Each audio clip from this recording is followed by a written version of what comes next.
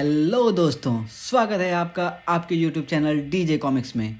तो दोस्तों, आज से शुरू करते हैं राज कॉमिक्स बाय मनोज गुप्ता की सर्पसत्र सीरीज। दोस्तों, इस सीरीज में कुल 5 भाग हैं, या यूँ कहें 5 कॉमिक्स हैं। First Sarpasatra, second Sarpadvandva, third Sarpayagya, fourth Sarpayug, fifth Sarpakaal. तो चलिए दोस्तों, शुरू करते हैं सर्पसत्र के पहले कॉमिक्स के साथ। प्रस्तावना आरंभ। जल्दी करो, समय कम है।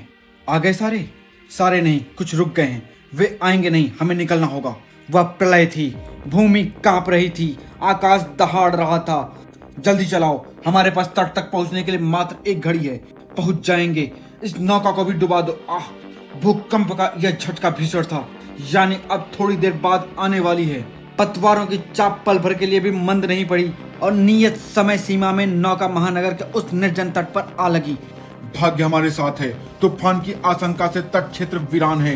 हमें देखने वाला कोई नहीं है। पहले आई नौकाओं की तरफ। प्रलय वहां तक पहुंच जाएगी और फिर कुछ ही पलों में सब खत्म हो जाएगा। भूमि ने सागर का कफन ओढ़कर आंखें मूंद ली। विनाश ने सब एकाकार कर दिया था। प्रस्तावना समाप्त। कोई यात्रा सुरक्षित या असुरक्षित नहीं होती, समय होता है, खासतौर से देर रात का समय। पर अंधेरे का खौफ किसी के कदम रोक कहाँ पाता है। कृपया पीली रेखा से पीछे रहें। उफ, देख कर नहीं चल सकते। लड़खड़ा गया, सॉरी सिस्टर। इतना लेट? लगता है मेट्रो के पास का ही कोई फ्लैट लेना होगा। गंध तो है, पर हल्की सी, मामूली। कंफर्म करना पड़ेगा। आज बहुत लेट हुई गई मैडम बिटिया।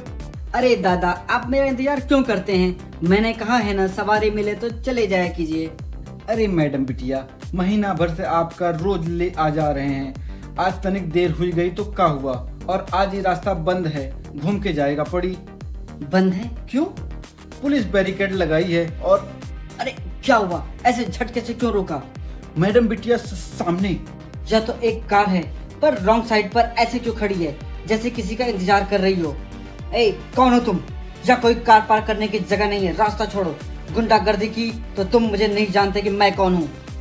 यही तो जानना है कि तुम कौन हो। मनोज गुप्ता पेश करते हैं सर्पसत्र। ई का है, कोई जादू है। आप भागो मैडम बिटिया। डर लग रहा है, पर हम डरेंगे नहीं। एक नारी की आबरू और कौन हो तुम? क्या चाहते हो? देखो देखो, मैं किसी के खिलाफ नहीं हूँ। जो कर रही हूँ। इतना मत डरो, मैं तुमको काटूंगा नहीं। अरे मैं तो तुमको प्रपोज करने आया था। Let me introduce my self. I am Sarpat, no surname, sorry, surname fastest snake in the world, सांपों का उसेन बोल्ट। देखो सरपट, तुमको इसका बड़ा खामियाजा भुगतना पड़ेगा। लाइफ लॉन्ग खामियाजा भुगतने को तैयार हूँ। अब चलो, शर्म छोड़ो और जल्दी से अपनी प्यारी प्यारी असली सूरत दिखाओ। मेरी सूरत से काम चलेगा, शादी ना सही, अपना मातम मना लेना। नागराज, तुम यहाँ कैसे? तुम जैसे सांप अब तक हैं इस दुनिया में। सांपों का नाम बदनाम करते हैं तुम जैसे नाग, पर अब इस गलती का सुधारने का समय आ गया है। नागराज, तुम मुझे बचा रहे हो, मुझे? पर मैं तो। थैंक यू कहना चाहती हो बाद में कहना, पहले उसके लिए जिंदा रहने की कोशिश करो। जाओ यहाँ से, इसे मैं देख लूंगा। पर अगर तुम यहीं पर हो, तुमको जब बुलाया गया था तो। जाओ। तभी यहाँ हो तुम। अच्छा हुआ कि फटाफट मिल गई। चलो मैडम बिटिया। 1 मिनट दादा, मेरा नागराज से बात करना बहुत जरूरी है। इस लड़की ने तेरी उम्र को कुछ पल के लिए बढ़ा दिया है सरपट, पर अब तेरी मृत्यु की घड़ी आ गई है। तूने यहाँ आकर मेरा काम आसान कर दिया है नागराज। अगर तू यमराज का एजेंट है तो मैं साक्षात यमराज हूँ। महानगर की वह गली हर वार के साथ होते धमाकों की चमक से नहा रही थी। सरपट आत्मविश्वास दिखा तो रहा था, लेकिन नागराज धीरे धीरे उस पर हावी हो रहा था। उफ, मेरी शक्तियां छिड़ रही हैं। यह मेरे हर वार से कैसे बच रहा है? यह असंभव है। चलो बिटिया, वो तुम्हें बचाए खातिर जान की बाजी लगा रहा है और तुम जान देवे के खातिर जान की बाजी लगा रही हो। पर दादा। बस चलो, नहीं तो हमारी भी बची कुछ जान चली जाएगी। पतली गलियों की भूल भुलैया से होते हुए दोनों मेन रोड की तरफ बढ़ने लगे और उनके पीछे वह युद्ध जोर पकड़ने लगा। तूने रूप बदल लिया। मौत का कोई एक रूप नहीं होता, असंख्य रूप होते हैं। सुना है कि नागराज को मारने का एक ही तरीका है, काट काट कर। नाग अलग और राज अलग। तो हिचक रहा है, डर रहा है कि कहीं तेरा वार उल्टा न पड़ जाए, और तेरा डर सही है। नागराज के ध्वंसक सर बारिश की बूंदों की तरह धारदार सतह पर बरसने लगे और मेटल मक्खन की तरफ पिघलने लगा। पर नागराज ने गलत अंदाजा लगाया था और सरपट ने सही। तू फंस गया मेरे जाल में। नागराज को मारने का एक और तरीका है, जलाकर मारना। धधकती पिघलती धातु वाले हाथ नागराज के शरीर पर आ कसे। नागराज को संभलने तक का भी मौका नहीं मिला। एक चीख के साथ नागराज ने बचने की एक आखिरी कोशिश की। उसका शरीर कणों में बदलने लगा और देखते ही देखते उस अंधेरी रात की ठंडी हवा में घुल गया। अरे यह क्या हो गया?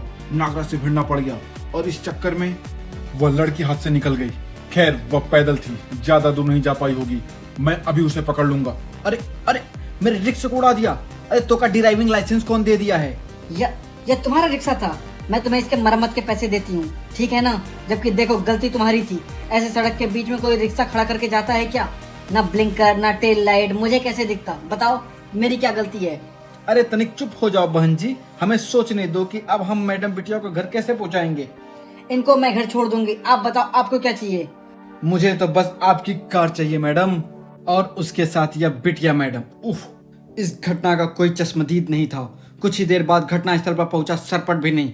उफ, दूर दूर तक किसी का कोई नामो निशान नहीं सिवाय इस टूटे फूटे रिक्शे के। और इसका एकमात्र कारण है नागराज। चल भाई, पहले नागराज से ही निपट लेते हैं। और मुझे मालूम है कि नागराज कहाँ है और इस वक्त मुझे कहाँ मिलेगा। बेकार है, सब बेकार है। महानगर के तिलिस्म से भी कोई सूत्र नहीं मिल पा रहा है। मेरी तिलिस्म शक्तियां खत्म हो गई हैं। वरना महानगर में पिछले दिनों इतने सर्प विपदाएं आई, लेकिन मुझे एक भी सर्प ऊर्जा का तिलिस्मी आभास न मिला। यह असंभव है। हार गया मैं। यूं हिम्मत मत हारिए दादाजी, आपकी शक्तियों को कुछ नहीं हुआ है। कुछ और है जो आपके तिलिस्म जाल को बाधित कर रहा है। अभी आप आराम कीजिए, दिमाग को शांत कीजिए। हम कल फिर ट्राई करेंगे। कोई आया है, पर इतनी रात के। कौन आया होगा? कौन है भारती? दादाजी, नागू है। नागू? इतनी रात को? यानी समस्या गंभीर होगी। कहो क्या कहना है? नागराज को बुलाएं दादाजी। जो कहना है मैं उसी से कहूंगा। पर हुआ क्या है? नागराज को नागद्वीप गए लगभग 1 महीना हो गया है। 1 महीने में मैंने किसी को यह पता नहीं लगने दिया कि नागराज महानगर में नहीं है। मैं खुद नागराज बनकर महानगर को तब से हर मुसीबत से बचा रहा हूँ। पूरे महानगर में रहस्यमय सर्प गतिविधियां तो दिख रही हैं, पर वे सर्प नहीं हैं। उनका नाम आपराधिक मामलों से भी जोड़ा जा रहा है। कोर्ट में नागों को प्रतिबंधित करने के लिए केस भी चल रहा है। अगर निर्णय नागों के विरुद्ध गया तो नागराज को भी महानगर से जाना पड़ेगा। इसीलिए मैंने नागराज के जासूस सर्पों की मदद से उन रहस्यमयी सर्पों को ढूंढने में पूरा जोर लगा दिया है। लेकिन आज नागराज ने ही मेरे उस कोशिश पर पानी फेरने की कोशिश की। मुझे उससे जवाब चाहिए। नागराज ने? कैसे? अभी उससे एक जासूस सर्प का संकेत पाकर मैं एक रहस्यमयी स्त्री की तलाश में शंकरपुर मेट्रो स्टेशन पर पहुंचा था। जासूस सर्प की तरह ही मुझे भी उस स्त्री में इच्छाधारी सर्प होने के संकेत मिले। मैं सरपट के रूप में उसको घेर कर उसका असली रूप जानने की कोशिश में लग गया, पर तभी नागराज ने वहां आकर मेरा खेल बिगाड़ दिया। एक तो उसने मुझे पहचाना नहीं, दूसरे उस स्त्री की तरफदारी करता हुआ मुझसे ही उलझ गया। पहले तो मुझे लगा कि वह कोई नकली नागराज है, इसलिए मैंने उस पर भयंकर प्रहार किया, लेकिन वह कड़ों में बदलकर गायब हो गया। वे इच्छाधारी करते, और ऐसा नागराज के सिवा और कोई नाग या इंसान नहीं कर सकता। तुमको कोई भ्रम तो नहीं हुआ? एकदम नहीं, वे इच्छाधारी कड़ ही थे। और नागराज वापस आ गया और आप लोगों ने मुझे बताने की जरूरत तक नहीं समझी। अगर नागराज महानगर में कभी वापस आया तो यह महानगर के साथ हम सब के लिए भी सौभाग्य की बात होगी। तुमको गरला और नागराज का युद्ध याद है? वही युद्ध जिसने महानगर के लोगों के दिल में इतनी दहशत भर दी कि वे अपनी फरियाद लेकर कोर्ट पहुंच गए। उसी युद्ध के बाद तो नागराज सौडंगी के साथ सहायता मांगने नागद्वीप चला गया था, जो आज जाकर लौटा है। वैसे सच बताऊं तो मुझे शंकरपुर मेट्रो वाली स्त्री पर नागिन होने का ही शक हुआ था। फिर उसमें सर्पों के लक्षण दिखने बंद हो गए, और फिर आप दीवार क्यों हिला रहे हैं दादाजी? मुझे पता है कि यह भगवान तिलिस्मी है। सौडंगी यहाँ और इस हाल में?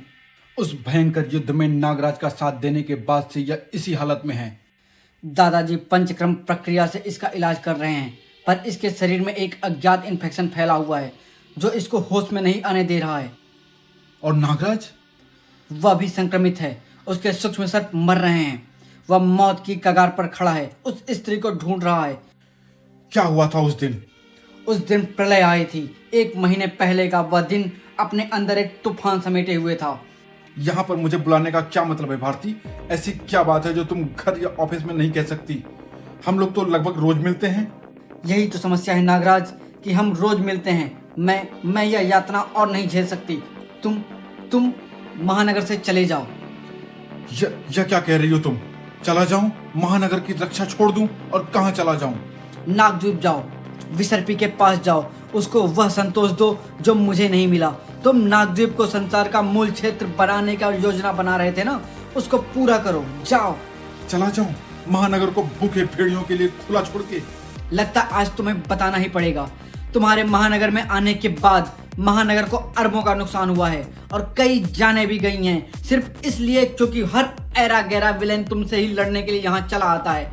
अब भुगतते हैं महानगर वाले। महानगर को बख्श दो नागराज, और मुझे भी। विसर्पी के पास जाओ। आज डिनर में कोई खास फरमाइश हो तो बता देना। वैसे मैं आज शाही पनीर बनाऊंगी, चाहो तो यह महानगर में तुम्हारा आखिरी डिनर हो सकता है। तो वह माना कि नहीं?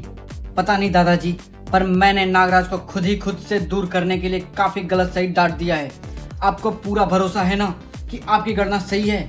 गणना थोड़ी बहुत गलत हो तो भी अंतर नहीं पड़ेगा भारती। नागराज और महानगर की कुंडली एक दूसरे के विपरीत होने वाली हैं। नागराज को यह स्थान त्यागना ही पड़ेगा तुरंत, वरना नागराज किसी महासंहार का कारण बनेगा, मानवों का या फिर नागों का। नागराज को इस गणना पर विश्वास नहीं था, इसलिए उसे महानगर से दूर करने के लिए मुझे तुम्हारी मदद लेनी पड़ी। पर यह कितने समय बाद होगा, कोई अंदाजा?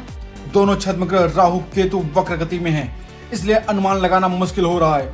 यह समय कुछ भी हो सकता है, 1 महीना, 1 दिन, 1 घंटा या 1 मिनट। ओह गॉड, पेन ने आग पकड़ ली।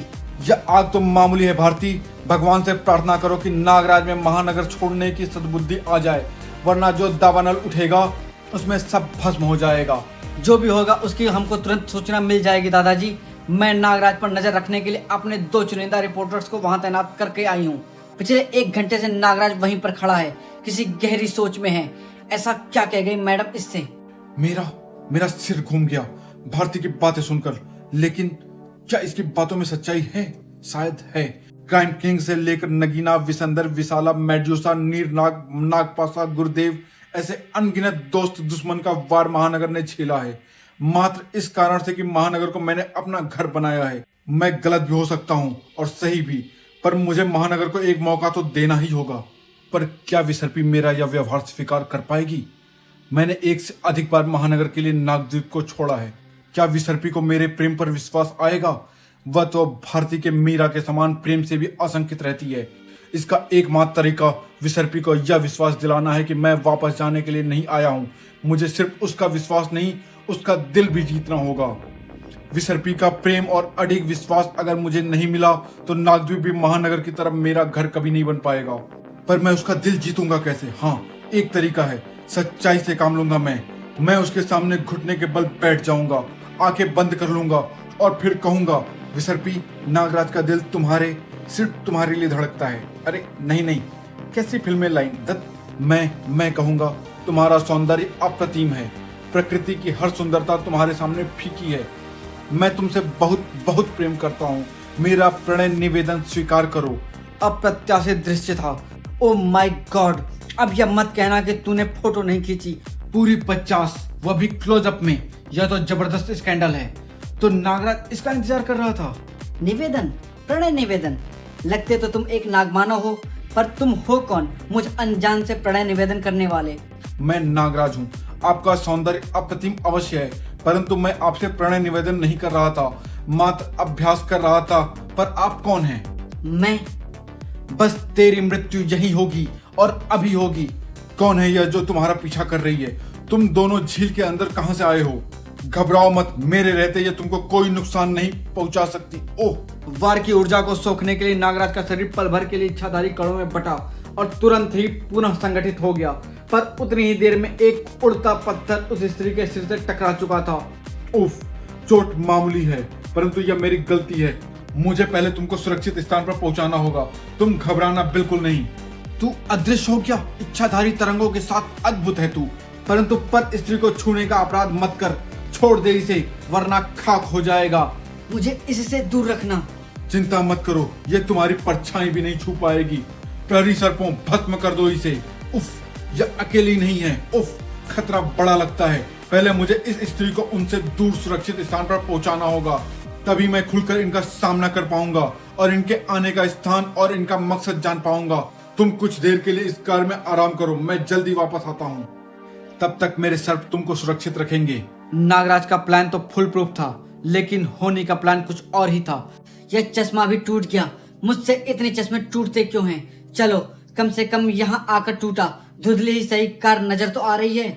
चश्मों की इतनी घटिया क्वालिटी कर दी है कंपनी वालों ने कि इन पर तो केस करना चाहिए। यह तो अच्छा है कि मेरी गाड़ी में हमेशा 2-3 चश्मे रखे होते हैं। अब इस चश्मे को लगाऊं तो कुछ दिखे। नए चश्मे में आग भी तो जल्दी एडजस्ट नहीं होती कमबख्त। हाँ अब ठीक है, टेढ़ा मेढ़ा ही सही दिख तो रहा है। वैसे भी अब तो मुझे इसकी आदत हो गई है। कई फन एक साथ जमीन पर टकराने लगे, सर्प संकेत चारों तरफ हवा में तैरने लगे, परंतु नागराज उन संकेतों को ग्रहण करने की स्थिति में नहीं था। उफ, इन शस्त्रों में तो भयंकर ऊर्जा है। ऐसी ऊर्जा मैंने पहले कभी महसूस नहीं की है। लेकिन अगर ऐसा है तो आग का जवाब आग से देना नागराज को आता है। मशीन गन की गोलियों से भी तेज गति से ध्वंसक सर्प छूटने लगे, पर गोलियां भी इनके सामने कुछ नहीं थी, क्योंकि इन ध्वंसक सर्पों को गोली और शस्त्रों से बचना भी आता था और वार करना भी। इन सर्पों ने हमारे दिव्य अस्त्रों को कैसे तोड़ दिया? असंभव। सच कहा या नहीं हो सकता? ओह, हो सकता है। इन सर्पों में भी हमारे शस्त्रों जैसी दिव्य ऊर्जा हो। आह, सही कहा, ये विस्फोटक सर्प दैवी हैं, पर यह शक्ति एक सर्प मानव के पास कैसे गिरला? सर्प मानव नहीं, यह मानव सर्प है। कुछ तो खास है इसमें। इसको कोई अवसर मत दो। संयुक्त सर्प शक्ति का वार करो इस पर। त्रिमुंड बनो, बस इसे मरने मत देना, क्योंकि इसे मरने से पहले हमें श्री का पता बताना है। पहले तू अपनी मौत को करीब से देख ले मानव सर्प नागराज, फिर तू तय कर कि श्री को हमारे हाथों सौंपकर आसान मृत्यु लेगा या चीख चीख कर प्राण त्यागेगा। जो एक अजनबी के लिए अपने प्राण देना चाहता है नागराज, त्रिमुंड की सर्प शक्ति के सामने तू टिक नहीं सकता नागराज। पर यह क्या? असंभव। त्रिमुंड की शक्ति पूरी मानव बस्तियों को खिलौने की तरह उठा सकती है, और तूने उसे खुद एक खिलौने की तरह उछाल कर पटक दिया। अद्भुत। अब मैं स्वयं तुमसे निपटूंगी। नहीं, इसने हमको चुनौती दी है। अब इसको अपने प्राणों को लेने के लिए हमसे भीख मांगनी पड़ेगी श्री का पता बताने के बाद। आह, यह क्या हो रहा है? ये अपने अद्भुत ऊर्जा बंधनों से मेरी स्मृति को खींच रहा है। इनको उस स्त्री की स्मृति की तलाश है। आश्चर्य है गरला, इसकी एक नहीं असंख्य स्मृतियां हैं। मणिभद्र, अलापत, असंतर, तख्तू, फाहल, मोगिन, सीतनाग और मिस्री पिरामिडों की रानी। सौडांगी, तुम यहाँ कैसे? तुम्हारे जासूस सर्प तुम्हें संकेत भेज रहे हैं, पर तुम उनका उत्तर नहीं दे रहे हो। यही देखने आना पड़ा, और अच्छा ही हुआ। ये तंत्रवार कर रहे हैं जिससे मैं आसानी से निपट सकती हूँ। एक और शक्तिशाली सर्प। इतने कड़े प्रतिरोध की मुझे आशा नहीं थी। मैं इनको रोकती हूँ त्रिमुंड। तुम जाकर और प्रहरियों को ले आओ। अगर श्री को पाने के लिए इस मानव बस्ती को मैदान भी बनाना पड़ा तो बना देंगे। तुम जाकर रोको इसे, वरना महानगर पर कोई महासंकट आ सकती है। तब तक मैं इसको। ओह, नागराज का सामना एक शक्तिशाली दुश्मन से था। उस प्रहार से नागराज का शरीर पंपिंग स्टेशन की मोटी दीवार तोड़ता हुआ मलबे सहित पंपिंग स्टेशन के अंदर जा गिरा। अब महानगर के एक बड़े हिस्से की वाटर सप्लाई खतरे में आ सकती थी। नागराज तुरंत संभला, पर उसका गरला के प्रक्षेपास्त्र बाणों से बचना महानगर को मलबे में बदल रहा था। ये सर्प शक्ति के बजाय ऐसे अस्त्रों का प्रयोग क्यों कर रहे हैं? यानी यह जहां से आई है वहां पर हर कोई सर्प ही होगा, इसलिए युद्ध का फैसला शस्त्र शक्ति ही करती होगी। अगर शस्त्र नष्ट कर दिए जाएं तो नाग युद्ध में ये टिक नहीं पाएंगे। नागराज रक्षा करने की अपनी कोशिश में इस दलदल में धंसता जा रहा था, पर उसने पीछे पैर धरना भी कहां सीखा था। फिर क्या हुआ? नागराज समझ गया था कि गरला को बिना अस्त्र शस्त्र की लड़ाई का खास अनुभव नहीं है, पर नागराज को बिना हथियारों के लड़ने का लंबा अनुभव था, क्योंकि नागराज का पूरा शरीर ही एक घातक हथियार था। तुमको एक निर्दोष पर वार करने का दंड तो अवश्य मिलेगा, लेकिन सफाई का मौका भी मिलेगा। पहले तुम मुझे जान लो। मैं नागराज हूँ, सर्प शक्ति धारक मानव, जिसकी रगों में खून की जगह जहर दौड़ता है, जिसके धमनियों में असंख्य सर्प पलते हैं। अब बताओ कि तुम कौन हो? तुम्हारे जैसे सर्प मैंने पहले कभी नहीं देखे। कौन है वह स्त्री और उसके पीछे तुम क्यों पड़ी हो? परिचय दिया है तो अपनी मौत का परिचय भी ले लो। गरला का मात्र एक परिचय है, मृत्यु। पर एक रास्ता और है, हमें श्री दे दो और अपनी सांसें रख लो। तुम क्षुद्र मानव सर्प को कुछ और जानने की आवश्यकता नहीं है। टक्कर भयंकर थी। गरला अगर पहाड़ की तरह मजबूत थी तो नागराज उस पहाड़ को हिला सकने वाला भूकंप था। और अब गरला को इसका एहसास हो रहा था। इस मानव सर्प से मानव रूप में विजय प्राप्त नहीं की जा सकती। इसकी शक्ति को अगर चुनौती दे सकती है तो सिर्फ नाग शक्ति। त्रिमुंड की सर्प शक्ति शायद इसके लिए अपर्याप्त थी, लेकिन अर्ध सर्पणी गरला का कुंडली पास इसे पीस डालेगा। नागराज का शरीर एक अद्भुत कुंडली में कस गया। उसकी हड्डियों के जोड़ कड़कने लगे। मुझे भी सर्प रूप में बदलना होगा, पर मैं ऐसा नहीं कर पा रहा हूँ। कहाँ गई मेरी इच्छाधारी शक्ति? इस टकराव का नतीजा अब सामने आने लगा था।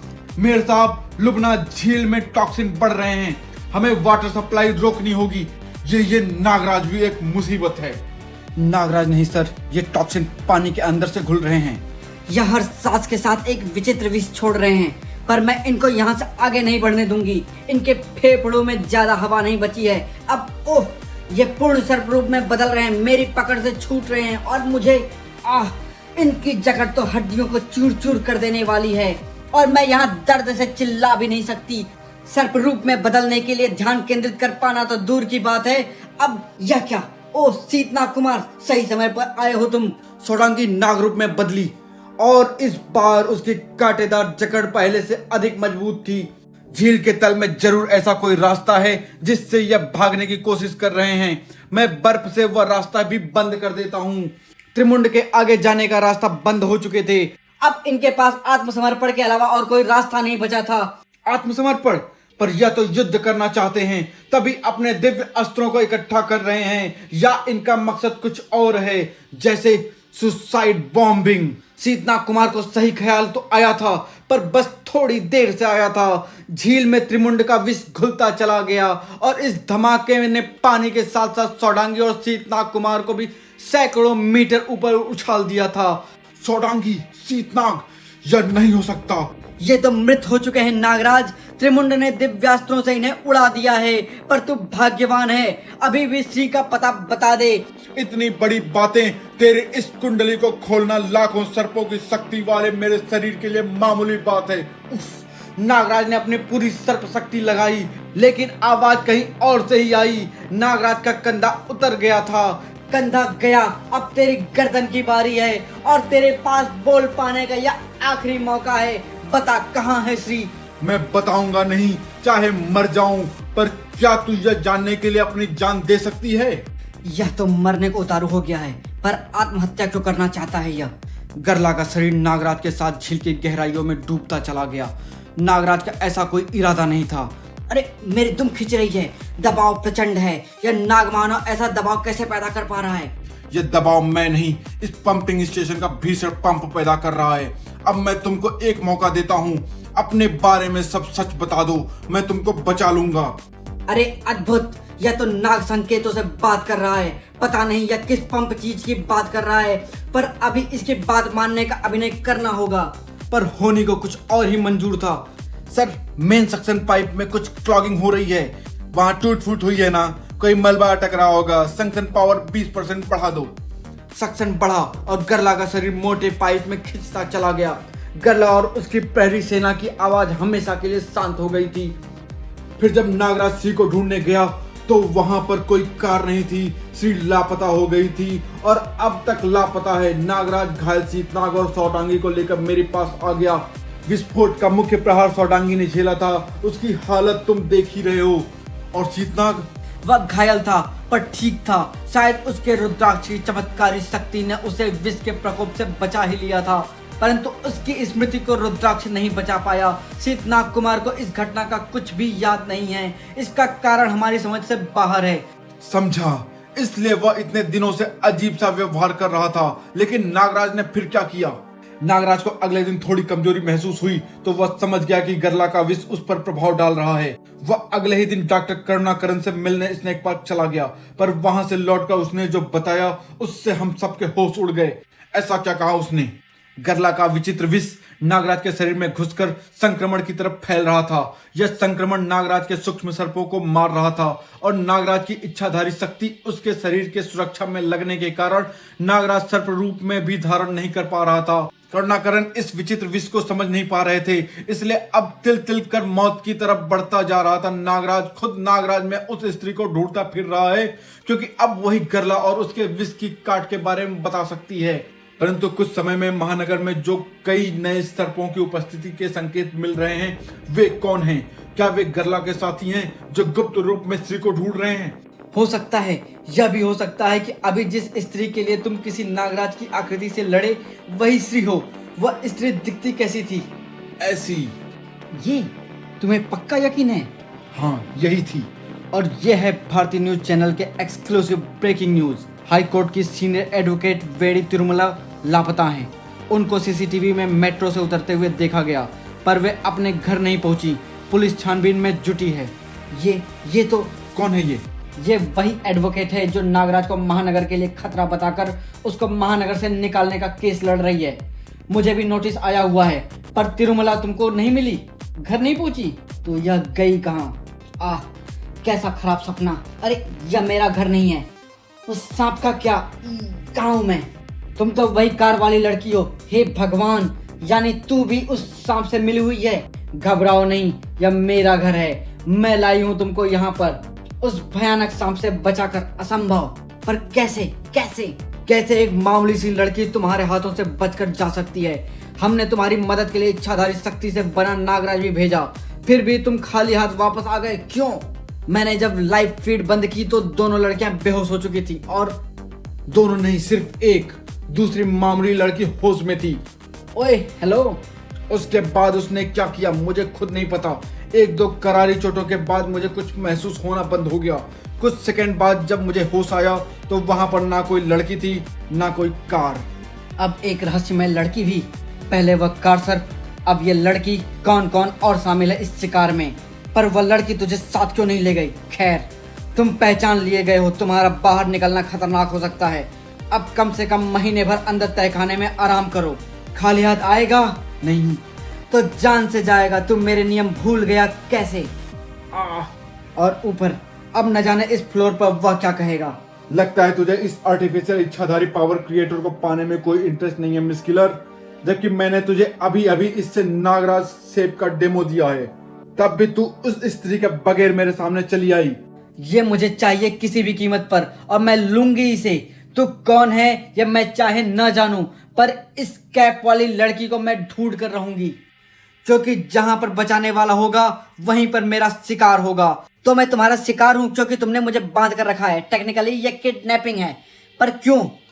तुम उस सांप का साथी तो नहीं हो, फिर कौन हो तुम? मैं कौन हूं या बाद में जानना, पहले बताओ कि तुम कौन हो मिस तिरुमला। मैं एक एडवोकेट हूँ। मैंने तुम्हारा कभी कोई केस लड़ा है क्या, जिसका बदला तुम आज निकालना चाहती हो? सारे न्यूज चैनल वाले गला फाड़ कर यही बता रहे हैं कि तुम एक एडवोकेट हो, तो फिर इस सवाल का क्या मतलब है? मुझे सच जानना है। तुम वह नहीं हो जो दिख रही हो। तुम एक नागिन हो और तुम नागराज को महानगर से निष्कासित करना चाहती हो। ओह, मुझे पता था कि मेरे किसी केस के कारण ही है। पर तुम कौन हो? नागराज की रिप्रेजेंटेटिव? मैं विसर्पी हूँ, नागों की रानी। उफनती समुद्री लहरों ने मेरे राज्य को नष्ट कर दिया, परंतु वे लहरें प्राकृतिक नहीं थी, उनमें नाग स्पंदन थे, और मुझे तुझ में वही स्पंदन मिल रहे हैं। यह स्पंदन मिलने के बाद से मैं कई दिनों से तेरा पीछा कर रही थी, परंतु अवसर मुझे कल ही मिला। अब इस राजदंड की शक्ति तुझे सत्य बोलने पर बाध्य कर देगी। बता कौन है तू? मैं तिरुमला का रहस्य खुलने ही वाला था और उसका असर दूर तक पड़ने वाला था। गोरखनाथ ने क्या कहा या वह मिला ही नहीं, और करुणाकरण ने तो पूरी एनालिसिस रिपोर्ट बनाकर तुझे दे ही दी होगी, और वेदाचार्य, उसने तो वेदाचार्य मैप्स पर लोकेशन मार्क कर ही दी होगी। नहीं, वरना मैं तुमको ढूंढने में इतनी मेहनत बर्बाद नहीं करता और तुम्हारे सामने भी नहीं बैठा होता। बोलो, मेरी मदद करोगी? तुमको उस विचित्र विष का इन्फेक्शन है, तुम्हारे सर्प मर रहे हैं, तुम्हारी इच्छा शक्ति भी तुमको बचा नहीं पा रही है, इसलिए इसका इलाज यानी उस सर्प स्त्री को ढूंढने के लिए तुम्हें मेरी जरूरत है। जिंदा रहने के लिए तुमको आज से 25 साल पहले भी मेरी जरूरत थी और आज भी है। ग्रेटेस्ट स्नैक डिटेक्टिव और वेनम एक्सपर्ट प्रोफेसर नागमणि की। मैं करूंगा तुम्हारी मदद, बस एक कीमत पर।